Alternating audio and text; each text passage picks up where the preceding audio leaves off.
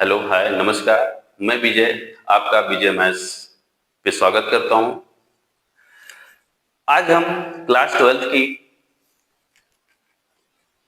Integration समाकलन को शुरू कर रहे हैं, जो आपके आने वाली परीक्षा 2025-26 में बहुत ही इंपॉर्टेंट भूमिका निभाएगी और इससे लगभग 30% क्वेश्चन आते हैं, जो आपके समाकलन और अवकलन, डिफरेंशिएशन और इंटीग्रेशन टॉपिक से लगभग 30 से 40% क्वेश्चन आपके इन्हीं दो टॉपिकों से आते हैं। उनमें से एक टॉपिक हम इंटीग्रेशन स्टार्ट कर रहे हैं। इंटीग्रेशन बहुत ही आसान है, अगर आपने अवकलन पढ़ा हुआ है तो सबसे आसान टॉपिक है। इंटीग्रेशन समाकलन जो है अवकलन का उल्टा होता है। बिल्कुल लिखा हुआ है अवकलन कि प्रतिलोम संक्रिया को समाकलन कहते हैं। प्रतिलोम मतलब उसके उल्टा प्रक्रिया जो है, अवकलन जो है फंक्शन को ब्रेक करता है और इंटीग्रेशन जो है उसे ऐड करता है। अर्थात आप जानते थे कि अगर यहाँ पे fx कोई दिया गया है और fx का अगर हम डेरिवेटिव करते हैं तो हमें क्या मिला, fx मिला, स्मॉल fx है। अब अगर इसी fx का हम इंटीग्रेशन करते हैं तो हमें जिस फलन का हमने डेरिवेटिव किया था हमें वही फंक्शन मिल गया। और जब इंटीग्रेशन करते हैं तो उसके साथ में एक कांस्टेंट आता है जिसे हम इंटीग्रेशन कांस्टेंट ऑफ इंटीग्रेशन कहते हैं। और ये जो साइन है, जो आपको ये साइन दिख रहा है, इस साइन को हम इंटीग्रेशन का चिन्ह, समाकलन का चिन्ह बोलते हैं, इसको ऐसे रिप्रेजेंट करते हैं। तो अब ये है fx d d x of fx equal to fx। तो इसका मतलब fx का डेरिवेटिव करने पर हमें fx मिला। अब इसी अगर हम इसका समाकलन करते हैं, अर्थात इसका उल्टा होगा, तो अगर हमने इसका समाकलन करेंगे तो जो फंक्शन का डेरिवेटिव मुझे प्राप्त हुआ है इसका हम इंटीग्रेशन करेंगे तो हमें वो फंक्शन मिल जाएगा जिसका हमने अवकलन किया था। तो समाकलन बिल्कुल अवकलन का उल्टा है। ठीक है, प्रतिलोम लिखा हुआ है। अब इसको आगे बढ़ देखते हैं हम कैसे आपको समझाते हैं।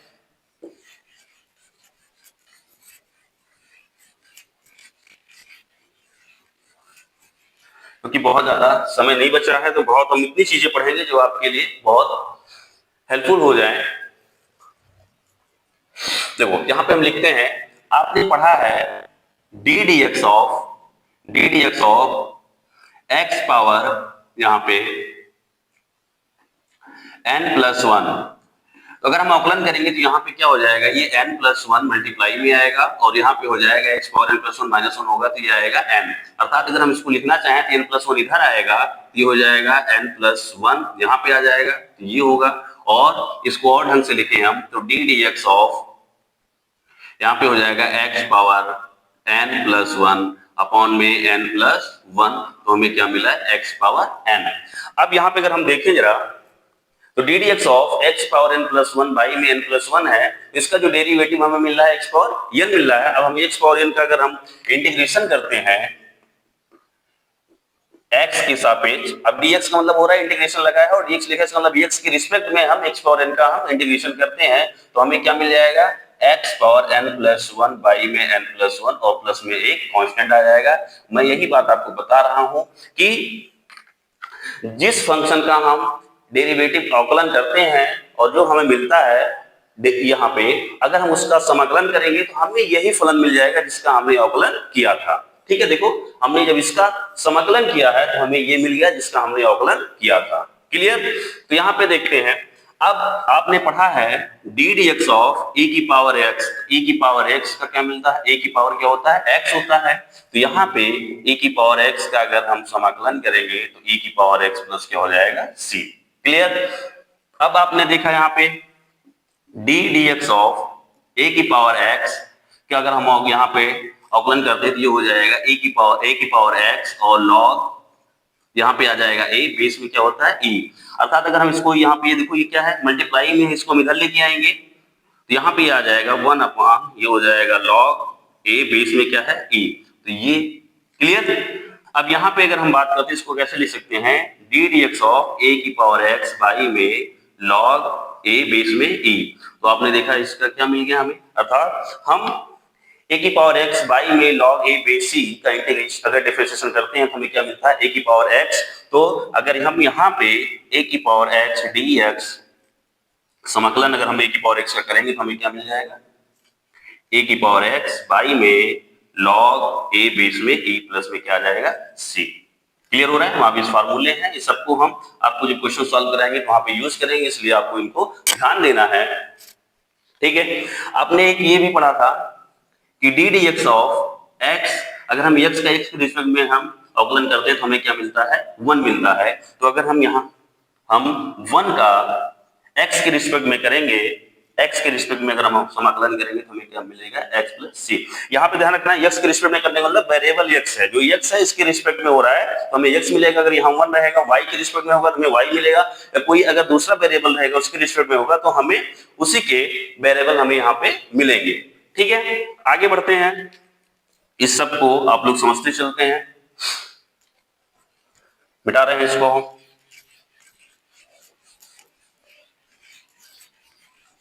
आराम से आप लोग समझते चले, बहुत आराम से, हम बहुत ज्यादा डीप नहीं जा रहे हैं, हम आपको इतना पढ़ा रहे हैं जितना आपके लिए जरूरत है, अभी एग्जाम आने वाला है। आपने पढ़ा है d d x of sine x, तो साइन एक्स क्या होता है यहाँ पे, अवकलन कॉस एक्स होता है। तो यहाँ पे देखो, अब कॉस एक्स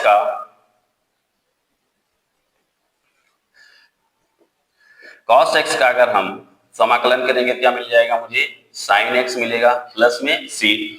और आपने D d x of cos x का जब अवकलन किया था क्या मिला था, साइन एक्स मिला था। अर्थात इसको हम लिख सकते हैं d d x of, minus इधर कर देते तो माइनस, और ये हो जाएगा कॉस एक्स और यहाँ पे आ जाएगा साइन एक्स।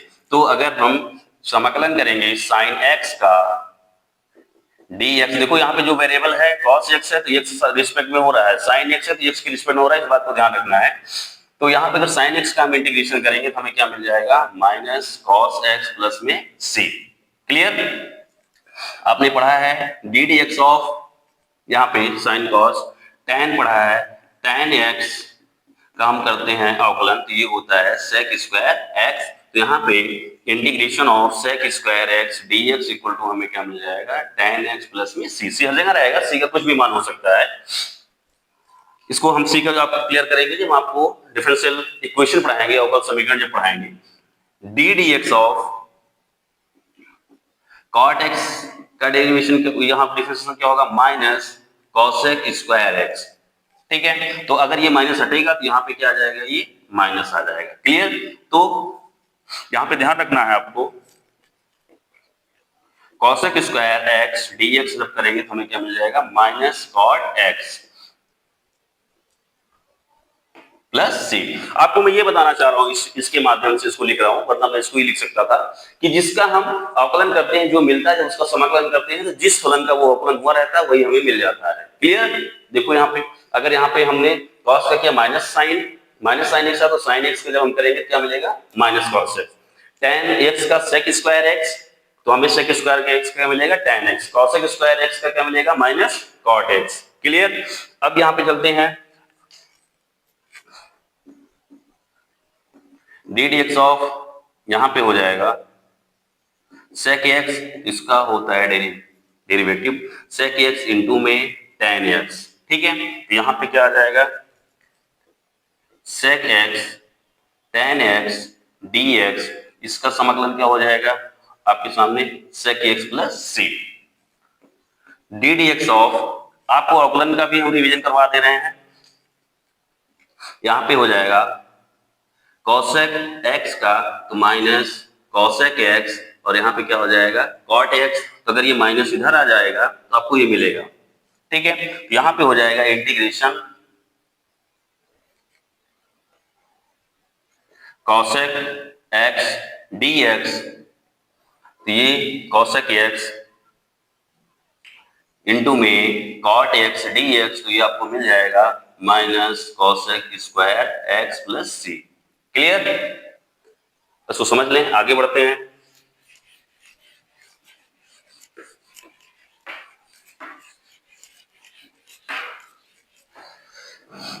आपने पढ़ा है d d x of sine inverse x, तो इसका डेरिवेटिव क्या होता है, 1 upon square root of 1 minus x square. ठीक है, तो यहाँ पे इंटीग्रेशन ऑफ इस 1 minus square root of 1 minus x square d x, तो ये आपको क्या मिल जाएगा, साइन इनवर्स एक्स प्लस में c. D d x of tan inverse x, तो आपको ये क्या मिल जाएगा 1/1 प्लस एक्स स्क्वायर, तो integration 1/1 plus x square d x equal to ये क्या हो जाएगा tan इनवर्स एक्स प्लस में c, d d x of यहाँ पे cot इनवर्स एक्स,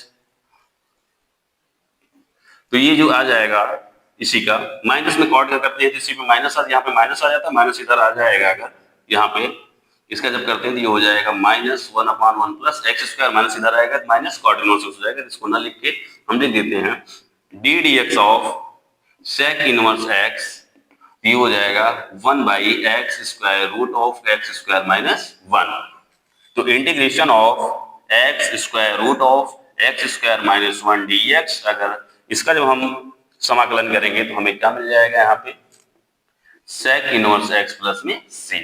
ओके, इतनी बात आपको ध्यान में रखनी है, बिल्कुल उल्टा अवकलन का उल्टा प्रतिलोम, ठीक है, कि जिस फलन का हम डेरिवेटिव करते हैं, जिस फलन का हम अवकलन जब करते हैं तो हमें जो मिलता है अवकलज, वो उसी का जब हम समाकलन करेंगे तो हमें मूल फलन मिल जाता है जिसका हमने अवकलन किया था। क्लियर है, आगे बढ़ते हैं।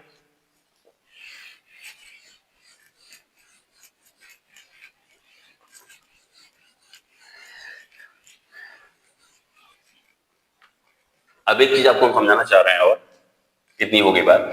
इंटीग्रेशन अभी आपको हमने बताया साइन एक्स डीएक्स, तो आपने क्या देखा साइन एक्स का माइनस कॉस एक्स प्लस सी।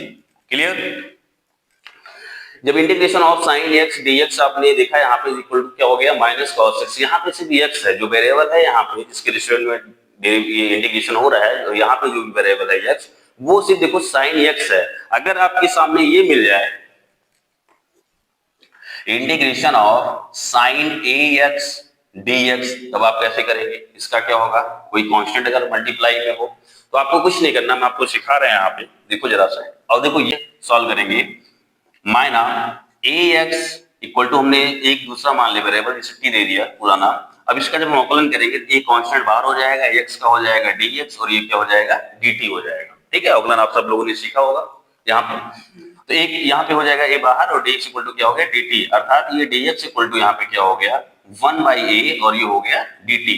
अब यहाँ रख देते हैं, देखो जरा सा सॉल्व करते हैं आगे। तो इंटीग्रेशन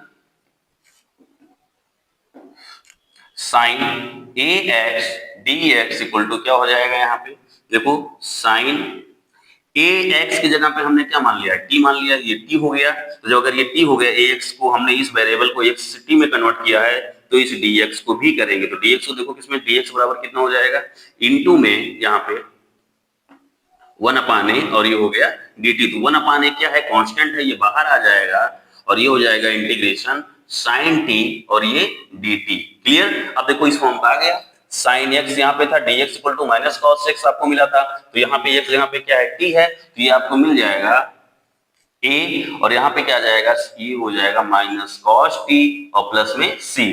अब ये हो जाएगा माइनस, यहाँ पे क्या हो जाएगा कॉस टी बाई में a प्लस में c। अब t को आपने माना था, t आपके प्रश्न में दिया नहीं था क्वेश्चन में, तो t को आपने माना था, t बराबर क्या है ax यहाँ रख देंगे, ये हो जाएगा माइनस कॉस ax बाई में a प्लस में c।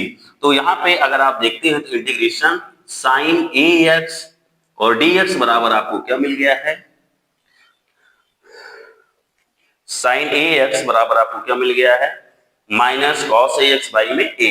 आपको इतना ध्यान में ये समझाना चाह रहा हूं आपको कि अगर किसी फलन का हम समाकलन करेंगे, उसके वेरिएबल के गुणांक में अगर कोई कांस्टेंट आएगा तो वो कांस्टेंट कहां पे आ जाता है बटे बाई में आ जाएगा। क्लियर, तो देखो जरा सा यहाँ पे इस बेसिस पे हम समझाते हैं ढेर सारे इंटीग्रेशन जो लिखे हैं sign a x d x, तो ये आपको क्या हो गया, देखो इसका क्या हो जाएगा minus cos A x by में ए प्लस में सी। ठीक है, ये जो यहाँ पे देखो वेरिएबल के यहाँ पे जो कांस्टेंट मल्टीप्लाई में था वो बटे में आ गया, integration cos A x d x, तो ये आपको क्या मिल जाएगा यहाँ पे साइन ए एक्स और बटे में कांस्टेंट अभी क्या आ जाएगा बटे में आ जाएगा। क्लियर, हमने एक को आपको करके दिखा दिया कैसे आएगा, बाकी सबको आप कर सकते हैं। यहाँ पे इंटीग्रेशन यहाँ पे जो हो जाएगा साइन ए एक्स हो जाएगा। अब यहाँ पे क्या हो जाएगा, tan a x sec square a x और ये डी एक्स, तो ये आपको क्या मिल जाएगा यहाँ पे, इसका क्या होता है tan ए एक्स, बाई में क्या होता है a, प्लस में क्या हो गया c, integration cosec square a x d x, तो यहाँ पे क्या हो जाएगा minus cot a x by में a प्लस में c, इंटीग्रेशन यहाँ पे जो आ जाएगा minus sec a x into में tan a x d x, तो इसका जो समाकलन होगा वो क्या हो जाएगा यहाँ पे सेक ए एक्स बाई में a प्लस में c। क्लियर दिख रहा है नीचे, उसके बाद दिख रहा है अभी नीचे integration of cosec A x into में कॉट ए एक्स और ये डी एक्स, तो यहाँ पे क्या मिल जाएगा minus cosec A x by में a प्लस में c। क्लियर, आगे बढ़ते हैं।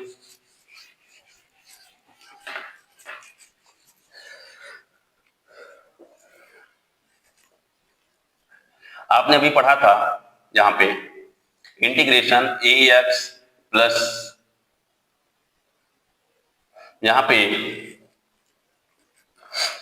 ए एक्स प्लस बी की होल पावर n और ये dx होगा। तो देखो अभी आपने ये वाला फॉर्म पढ़ा था x पावर n वाला, सेम वही लगेगा इंटीग्रेशन x पावर n, तो आपने क्या पढ़ा था x power n plus 1 by में यहाँ पे जो था n प्लस 1 प्लस में c, राइट उसी फॉर्म का है। बस देखो यहाँ पे सिर्फ वेरिएबल x था, वेरिएबल जो था x था, और यहाँ पे देखो जहाँ पे x है उसकी जगह पे क्या है ax प्लस b, इस फॉर्म का अगर है तो x के हमें ये b कांस्टेंट उससे मतलब नहीं है, उसे आप क्या करेंगे, उसे अगर सॉल्व करेंगे तो इसका कोई रोल नहीं रहेगा। तो यहाँ पे क्या हो जाएगा x की मल्टीप्लाई में क्या है b, हमें ये सॉरी x की मल्टीप्लाई में क्या है a, तो ये बटे में आ जाएगा, अर्थात यहाँ हो जाएगा ax प्लस b की whole power n plus 1 by में n प्लस 1, ठीक है, और इनटू में क्या हो जाएगा यहाँ पे बटे में a आ जाएगा। क्लियर, ये चीज होगा।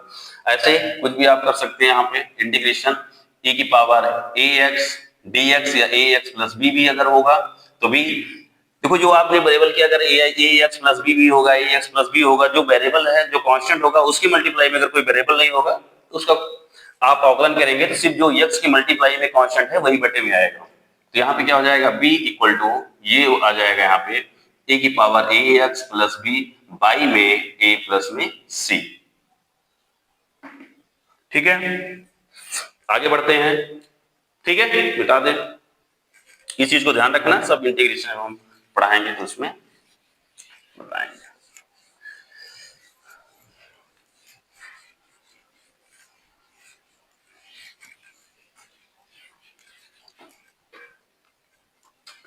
आगे देखते हैं चीज, आप देखना जरा, इतनी चीज याद रखना, रिवीजन करना, इसके बाद आगे हम और बताएंगे, अभी जितनी जरूरत है स्टार्ट करेंगे। पहले एक्सरसाइज आपका यहाँ पे देखो जरा, अगर इंटीग्रेशन कितने भी फलन होंगे f1x प्लस f2x, ठीक है, प्लस f3x प्लस ऐसे एंड सो ऑन, और साथ में अगर ये माइनस भी होगा प्लस माइनस dx, तो ये इंटीग्रेशन सब पे ऑपरेट होगा। तो यहाँ पे हो जाएगा integration of f1x dx plus f2 plus minus integration f2x dx plus minus integration f3x dx plus minus ऐसे एंड सो ऑन। ठीक है, इस बात को आप ध्यान रखेंगे। इस बात, और इंटीग्रेशन ऑफ कोई फंक्शन अगर है उसके मल्टीप्लाई में कोई कांस्टेंट है, कांस्टेंट क्या हो जाएगा, ये बाहर आ जाएगा कि इंटीग्रेशन ऑफ fx और ये क्या हो जाएगा dx। ठीक है, सिर्फ जो वेरिएबल होगा फंक्शन होगा उसी का इंटीग्रेशन होगा।